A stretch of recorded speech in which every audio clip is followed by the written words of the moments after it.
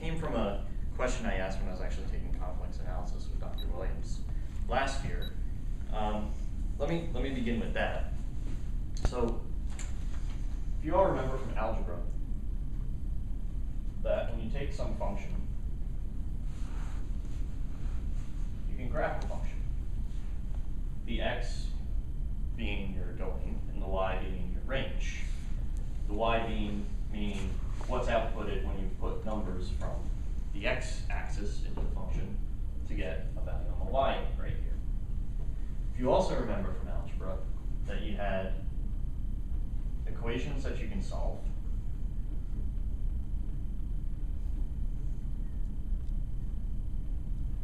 but then there were some equations that you couldn't quite solve.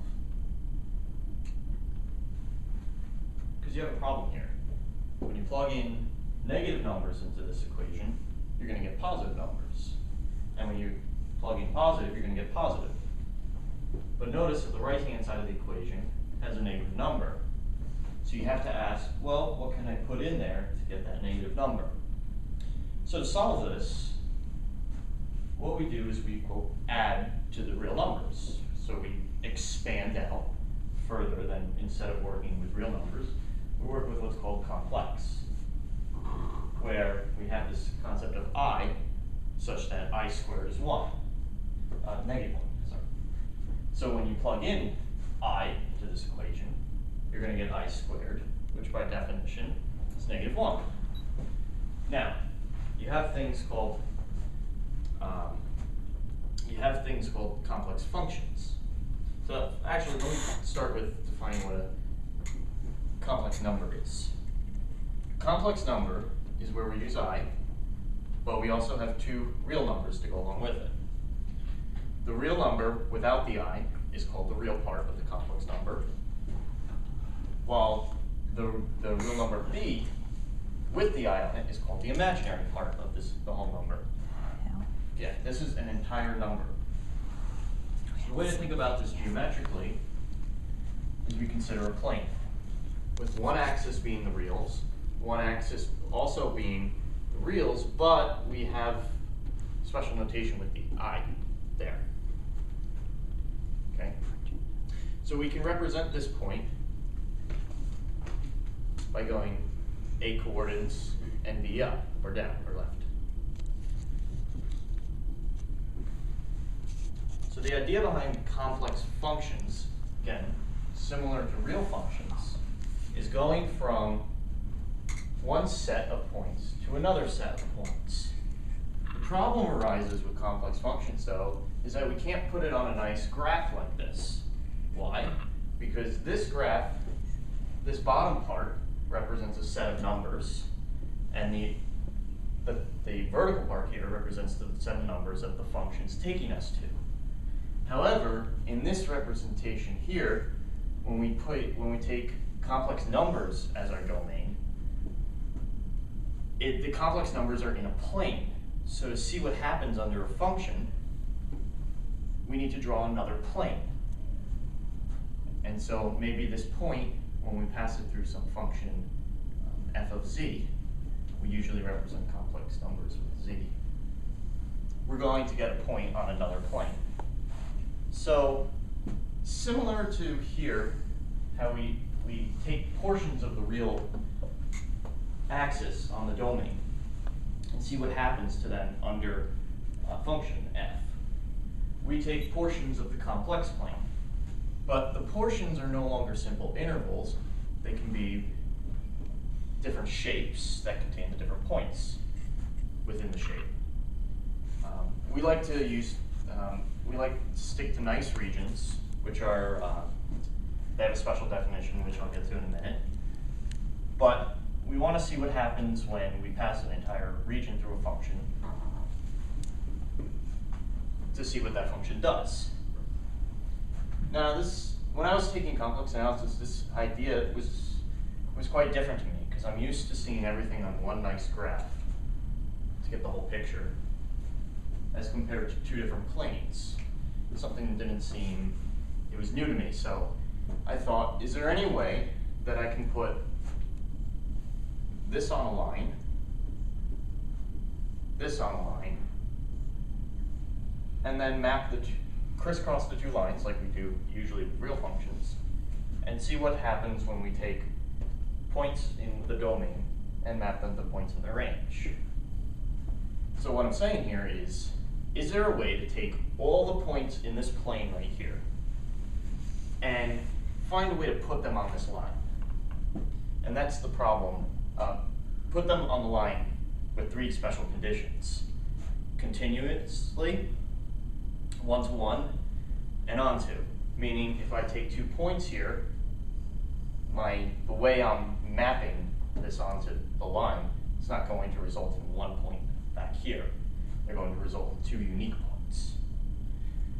And for any point I take, I want to be able to find a point in the plane that results, when I take the mapping at that point, it results in my original point. And then continuously basically means, from a geometric perspective, what I want to do is take this line, imagine an infinitely sized string, and imagine that it's pliable, but not pliable so that pliable enough so that you can bend it and twist it, but not pliable enough so that you can alter its circular shape. And find a way to continuously map out the line onto the entire plane. That's the problem from a geometric perspective. So first I'm going to show you can't do it continuously.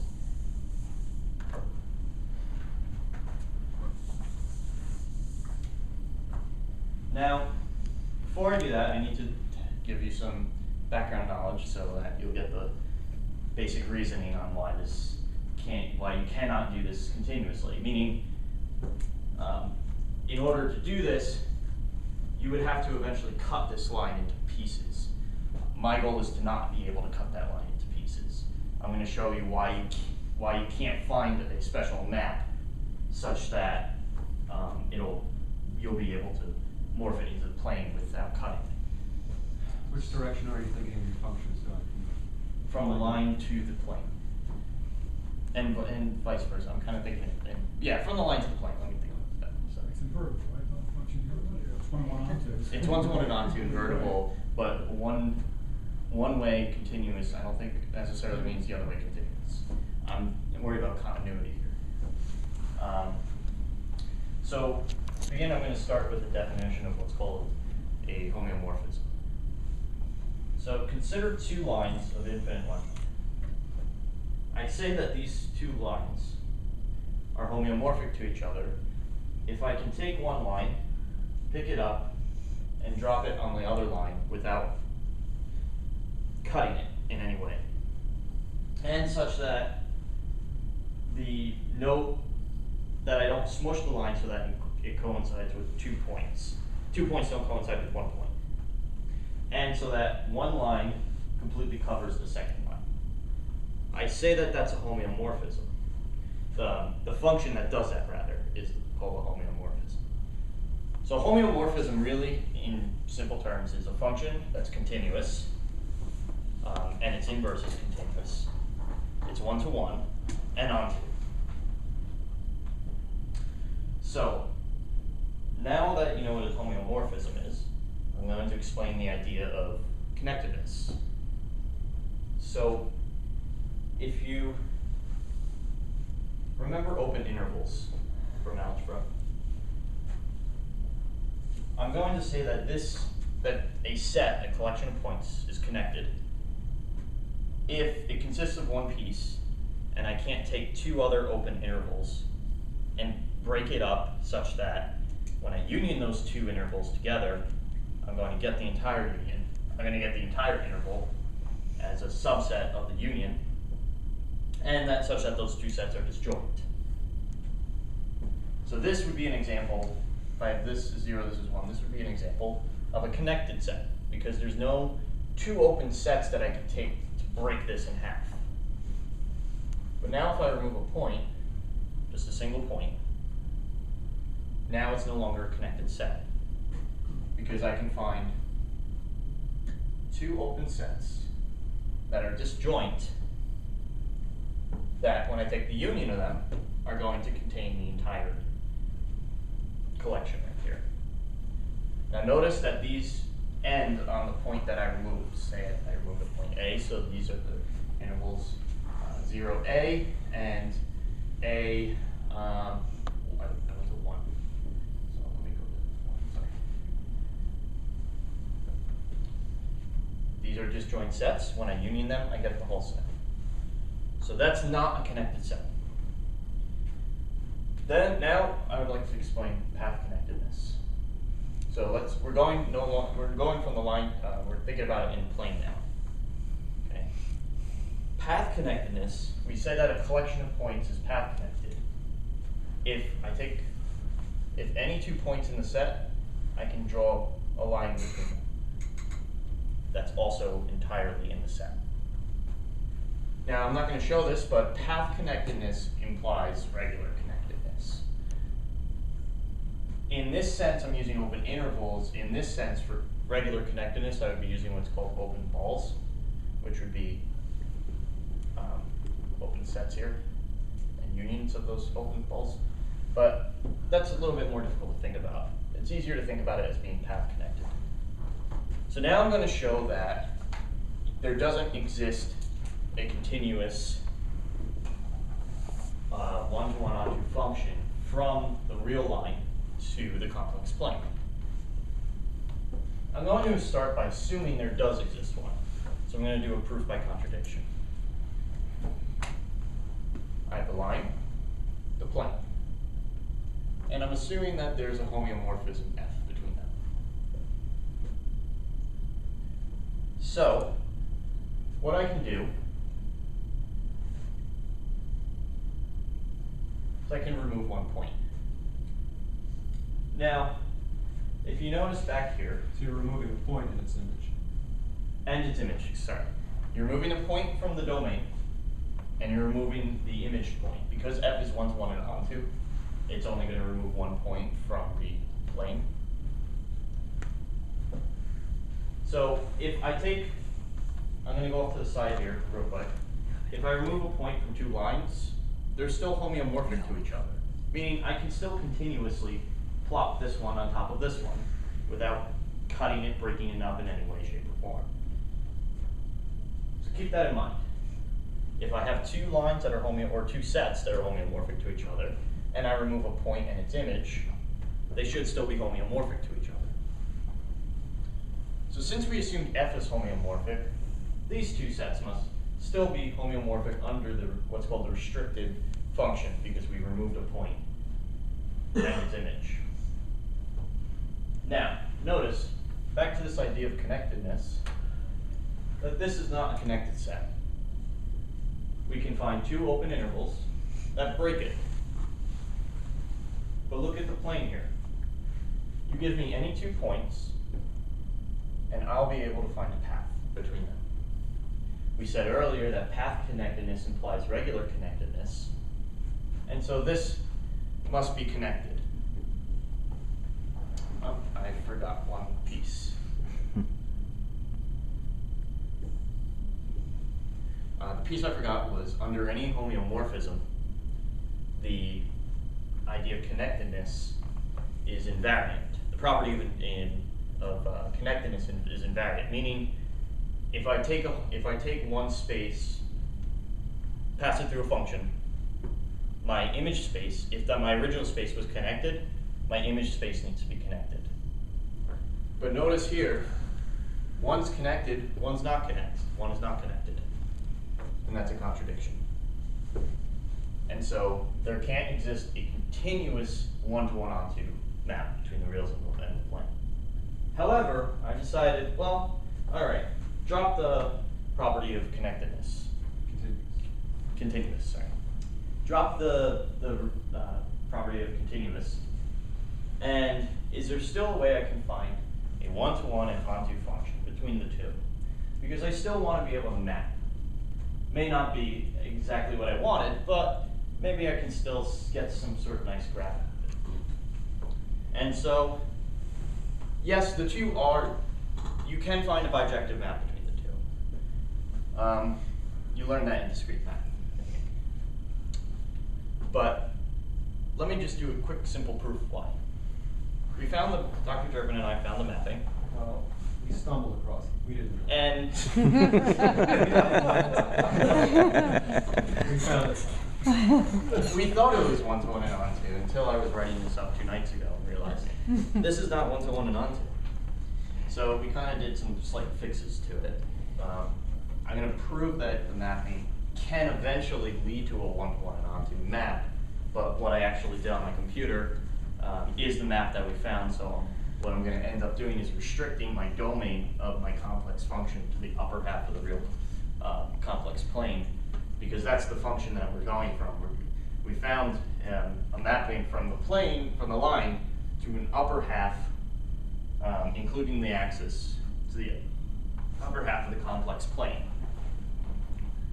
And that map is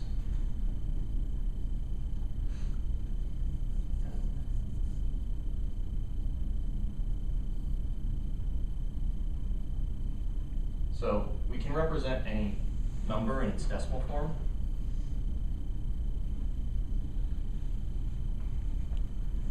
So this is a real number, and we put it in its decimal form. So for the real part, I'm going to take A0, A2, A4, and let's, without loss of generality, let's just assume n is even.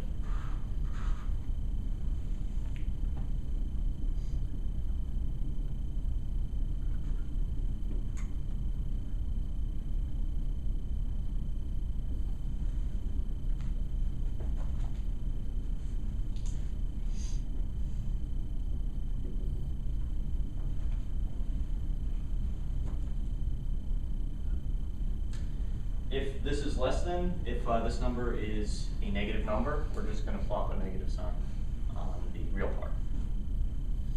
It's pretty easy to show that this is one-to-one and onto, because if it's onto, well, let me restrict the range to the upper half of the real upper half of the complex plane. When I say onto, I mean when you take any point on the upper half, I'm going to get 2 coordinates.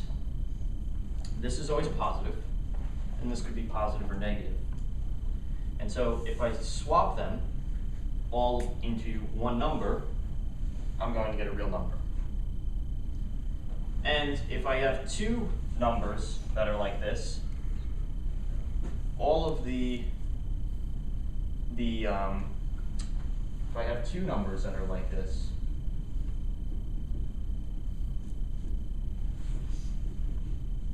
quickly, plus the I. You'll notice that the C0 and the A0 will have to be the same, C2, A2, C4, A4. They would be the same numbers. And so therefore, when we combine them back in the reverse direction, we're going to get the same numbers. So that shows that it's a unique one-to-one map.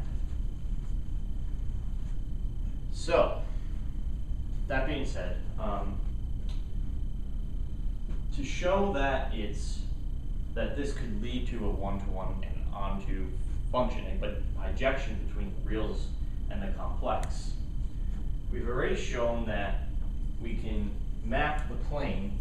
We can map the line onto the upper half of the plane.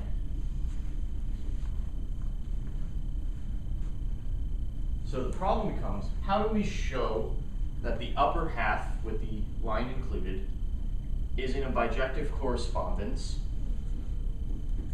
to the entire plane? It's pretty simple. We can take a strip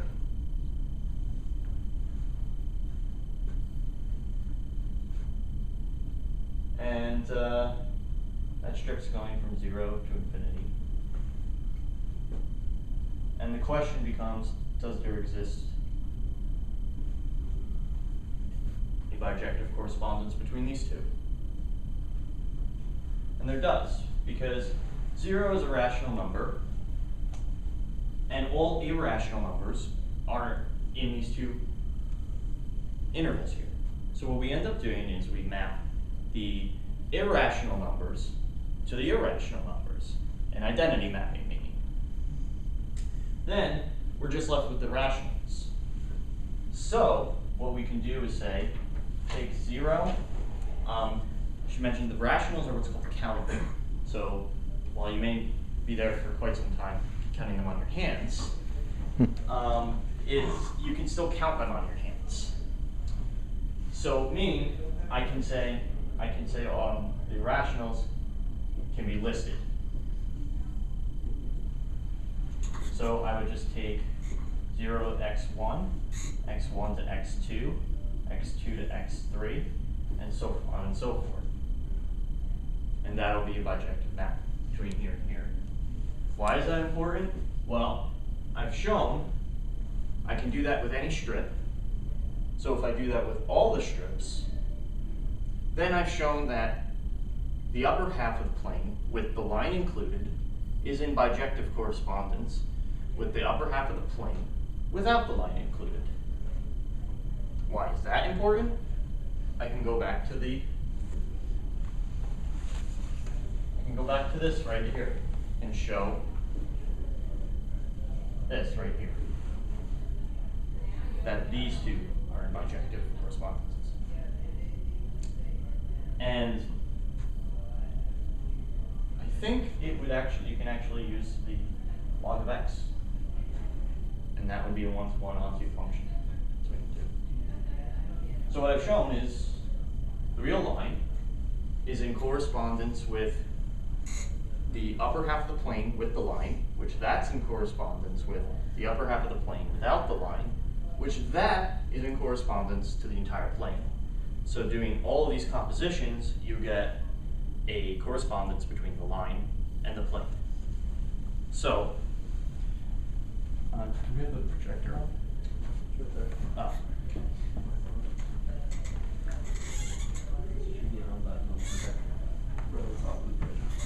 Where is it on the top? Ah, jeez. Thanks. Hold it down. Oh. Thanks.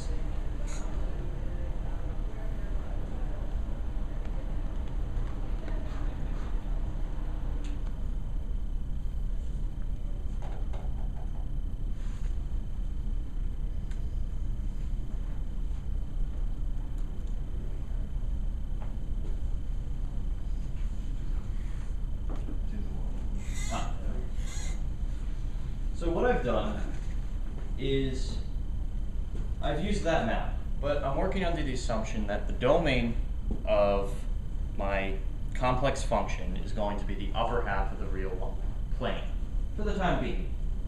Later on I'm going to experiment a little more with this to try to get to the whole plane, but for now I'm only assuming that my domain for my complex function is in the upper half of the plane. So what does that mean? That means I can take the real line,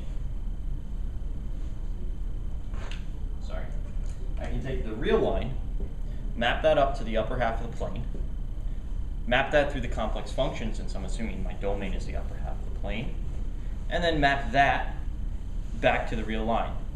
Now what you may be thinking is, well, what if the complex function takes you to a point that's in the lower half of the plane? What I've done is just broken up that problem into two different mappings, and so I'll end up mapping one of the complex functions with the imaginary part greater than 0 or equal to 0, and the other with it less than 0. If I take the function e to the z,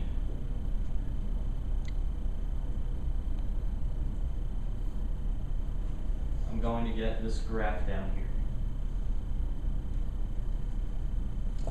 Just make it a little bit bigger. So what exactly are you showing here, Myles? What's this? The real line right there is my domain. I'm taking the interval from 0 to 16. Those points are being mapped to complex numbers on the upper half of the complex plane. Those numbers then are being mapped under f of z equals e to the z.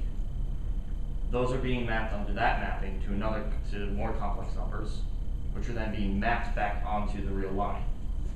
So I'm showing a sort of two-dimensional view of a four-dimensional problem. So you're showing a map of the wheels, so in other words, we had that map, we understood it from the complexes to complexes, but you're going, using your map first from the reals to the complex. That's correct. And then from that complex. So in other words, you're realizing what you wanted to do, basically, to some extent. Yes. I'm trying, in a way I was trying to get them all mashed onto the line. So instead of going from plane to plane, I'm going from line to line. Because then I can crisscross them and come up with a graph, like you see on the screen there. And it's interesting because there's some sort of pattern going on. I haven't been able to pick them out. But no matter what function I pass it, I was expecting them to be just a mess of points all over the place, scattered. And it's sort of that, but not necessarily.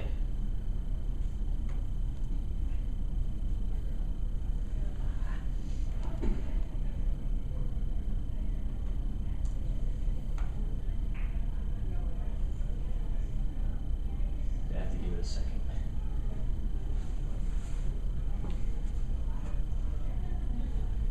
It's sort of a mess, but there's sort of a pattern to it. And I am not able to pick it out, but I'm sure for the future I'll be able to study. Z squared.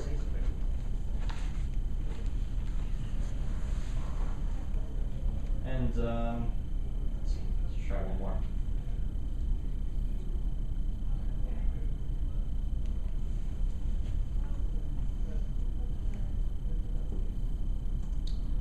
I haven't tried this one yet.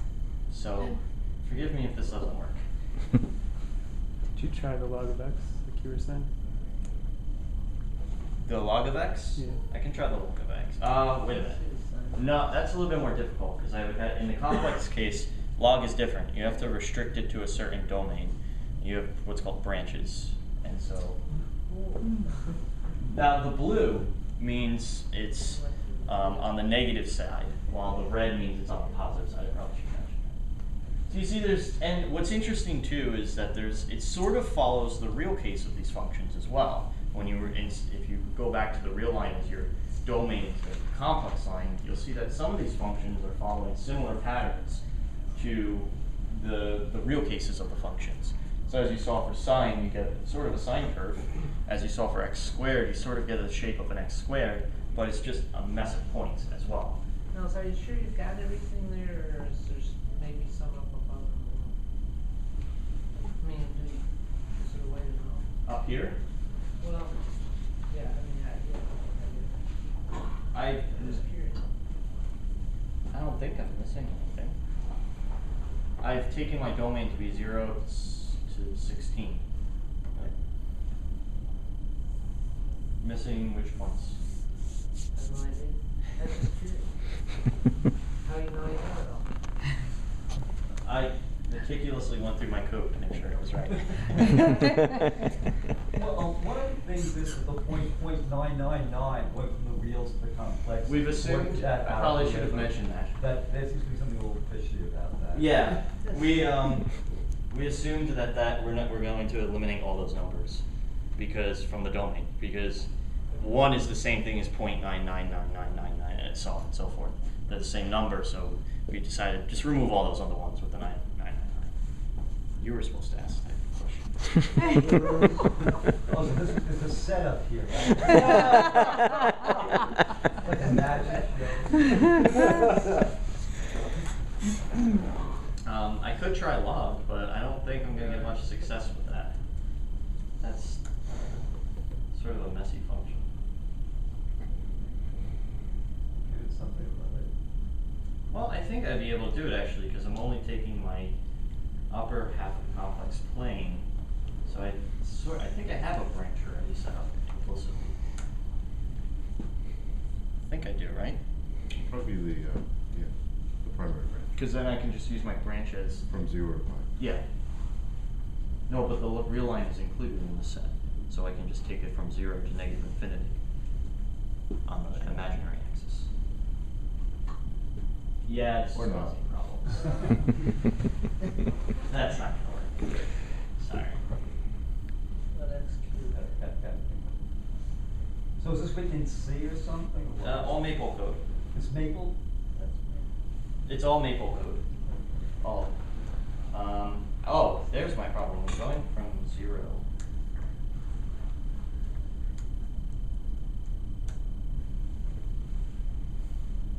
No. Oh, yeah. There we go.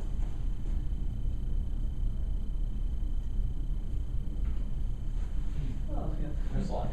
So you see, that's a common pattern I'm picking up on. No matter what function I pass it, for some reason, yeah, it's a mess, but I'm getting shapes that are very, very similar to Real line is fine. the real case. Real line. So maybe something to research later on in the future. That's what I have. Good job.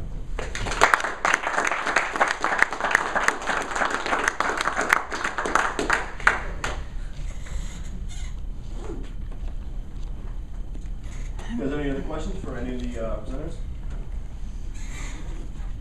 I just have a quick question. Was Jordan the first person? Yeah.